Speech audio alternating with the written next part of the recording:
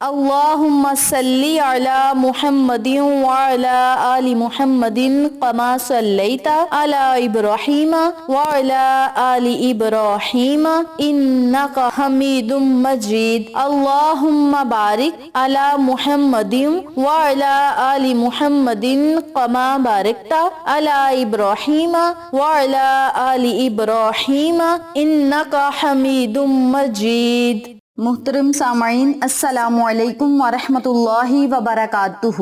امید کرتی ہوں آپ جہاں بھی ہوں گے اللہ کے فضل و کرم سے خیر و عافیت سے ہوں گے، اور دعا گو ہوں کہ اللہ پاک آپ کو ہمیشہ صحت و سلامتی کے ساتھ پیار و محبت والی، خوشیوں والی، اتفاق اور اتحاد والی زندگی عطا فرمائے، آپ کو کبھی کسی کا محتاج نہ بنائے، آمین۔ سامعین، آج میں آپ کی خدمت میں 10 محرم الحرام کے دن کا مختصر سا واقعہ اور ایک ایسا وظیفہ شیئر کروں گی، ایک ایسا عمل شیئر کروں گی جس کی برکت سے انشاءاللہ بفضل خدا اللہ رب العزت آپ کی دعاؤں کو سنے گا، آپ کی صداؤں کو سنے گا، مشکلات کو آسانیوں میں بدلے گا، مصیبتوں کو ختم فرمائے گا، اور آپ کے جسم کی جڑ جڑ سے بیماریوں کو نکال کر ختم کرے گا، ہر طرح کی بندش رکاوٹ کو ختم کرے گا، اور آپ کے دل کو سکون و اطمینان عطا فرمائے گا۔ میری پیاری بہنوں اور میرے پیارے بھائیوں،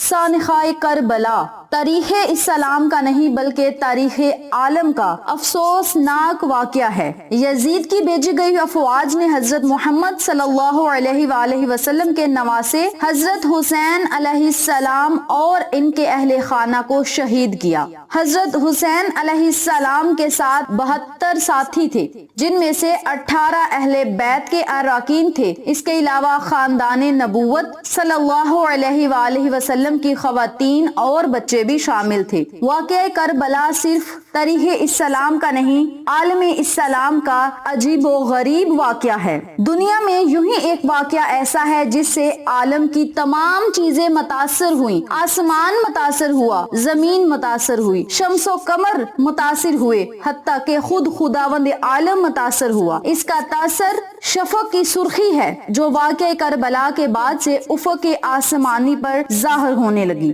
یہ وہ غم انگیز اور عالم افرین واقعہ ہے جس نے جاندار اور بے جان کو خون کے آنسو رلایا۔ اس واقعے کا پس منظر رسول اللہ اور آل رسول کی دشمنی ہے۔ بالآخر وہ وقت آیا کہ یزید ابن معاویہ خلیفہ بن گیا۔ حضرت علی رضی اللہ تعالی عنہ اور حضرت امام حسین علیہ السلام شہید کیے جا چکے تھے۔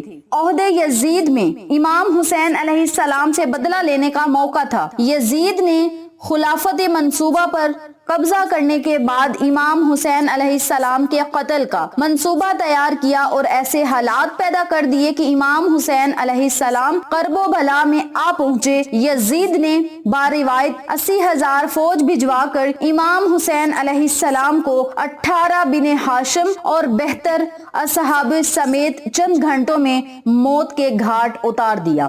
ظالموں نے 7 محرم الحرام سے پانی بند کر دیا اور 10ویں محرم کو نہایت بیداری سے تمام لوگوں کو قتل کر ڈالا، یعنی شہید کر دیا۔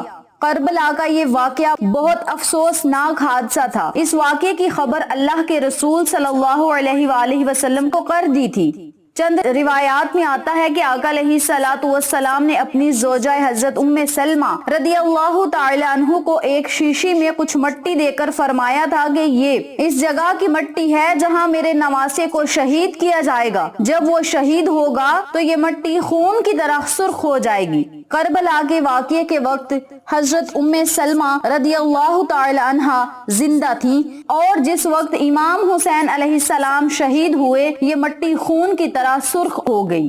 اسلامی تاریخ کو کسی اور واقعے نے اس قدر اور اس طرح متاثر نہیں کیا جیسے سانحہ کربلا نے کیا۔ حضور نبی کریم صلی اللہ علیہ وآلہ وسلم اور خلفائے راشدین نے جو اسلامی حکومت قائم کی، اس کی بنیاد انسانی حکمت کی بجائے اللہ تعالیٰ کی حاکمیت کے اصول پر رکھی گئی۔ اس نظام کی روح سواریت میں پناہ دی۔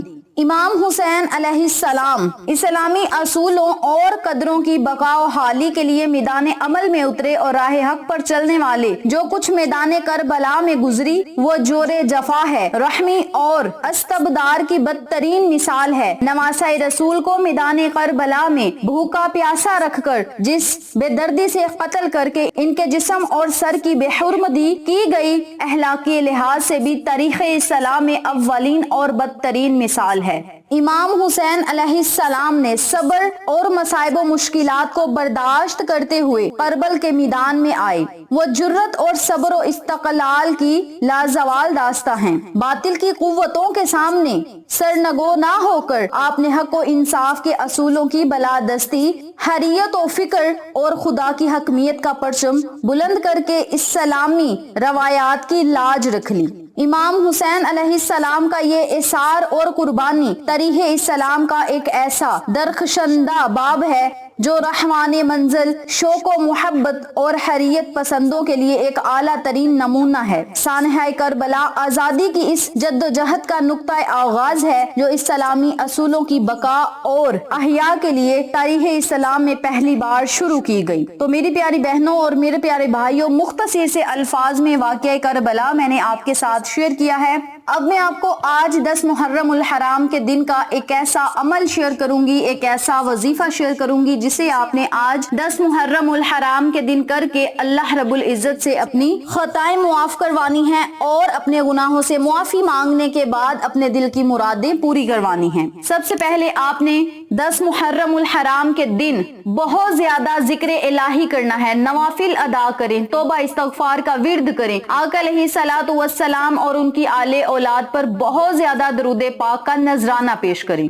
اس کے بعد آپ نے ایک گلاس پانی لینا ہے۔ اس پانی کے گلاس پر آپ نے بسم اللہ الرحمن الرحیم یا سلام یا رحمان، بسم اللہ الرحمن الرحیم یا سلام یا رحمان، ان کلمات کو آپ نے پانی کے گلاس پر 313 مرتبہ پڑھنا ہے۔ اول آخر آپ نے 7 مرتبہ درود پاک پڑھنا ہے۔ درود پڑھنے کے بعد پانی کے گلاس پر آپ نے پھونک مار دینی ہے اور اس پانی کے گلاس کو آپ نے مریض کو پلا دینا ہے اور اس پانی کی برکت سے اللہ رب العزت مریض کو شفا یاب کرے گا۔ امام حسین علیہ السلام اور ان کی آل اولاد کے صدقے اللہ رب العزت ساری بیماریوں کو نچوڑ کر جسم سے باہر نکال دے گا اور اپنی رحمت سے اس بندے کو شفا یاب اور صحت و تندرستی والی زندگی عطا فرمائے گا۔ نمبر 2 پہ جو لوگ پریشانیوں اور مصیبتوں میں مبتلا ہیں انہیں چاہیے کہ اس دن استغفر اللہ یا استغفار کی بہت زیادہ دعائیں پڑھی۔ اس کے بعد آپ نے 100 مرتبہ یا حسیبو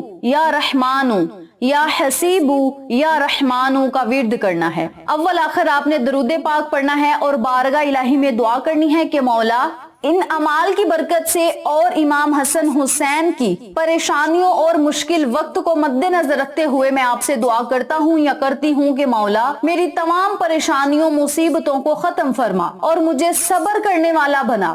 امام حسین علیہ السلام کے صبر سے مجھے صبر عطا فرما اور مولا ہمیں اسلام پر مر مٹنے والا بنا، اور مولا یہ عمل میں نے خالص تیری رضا کے لیے کیا ہے، اپنی رضا میں ہمیں راضی فرما اور ہمارے تمام بگڑے ہوئے کاموں کو سلجھا دے، ہمارے دل کی مرادوں کو پورا فرما، ہر طرح کی بندش اور رکاوٹ کو ختم کر کے مولا ہمیں اپنے ہاتھ فضل و کرم کے سائے تلے رکھنا۔ اپنے لفظوں میں آپ نے اللہ سے دعا کرنی ہے، رب کریم آپ کی ہر دعا کو سنے گا اور آپ پر اپنا خاص فضل اور رحم عطا فرمائے گا۔ اس کے علاوہ جو لوگ چاہتے ہیں کہ وہ ہر طرح کی بندش، رکاوٹ، پریشانیوں، ظلم و ستم، حسد سے محفوظ رہیں تو انہیں چاہیے کہ آج 10 محرم کے دن 170 مرتبہ آیت الکرسی پڑھیں۔ جن لوگوں کو آیت الکرسی نہیں آتی وہ 170 مرتبہ سورت اخلاص پڑھ لیں، لیکن بہتر یہ ہے کہ آپ آیت الکرسی پڑھیں۔ آیت الکرسی جو لوگ پڑھ لیں گے انشاءاللہ سارا سال ہر طرح کی بندش، رکاوٹوں سے محفوظ رہیں گے،